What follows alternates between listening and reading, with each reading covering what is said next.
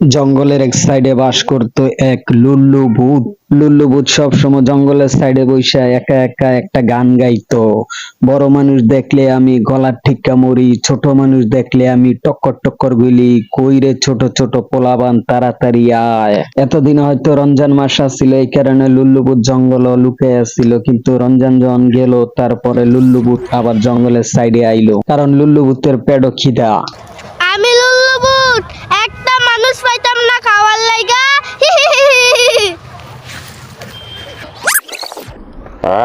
লুল্লু ভূত পেটের খিদা জঙ্গলের এক সাইডে বয়ে বয়ে দেখতেছে কোনো পোলাপান আয় কিনা। লুল্লু ভূতের কাছে দিয়ে একটা রাস্তা গেছে, এই রাস্তা দিয়ে একটা ছেলে তার মামার বাড়ি যাইতেছে। এদিকে আয়, তুই কাদায় কাদায় তুই। লুল্লু ভূত তো ছেলেটারে দেখে অনেক খুশি। আমি লুল্লুবুট।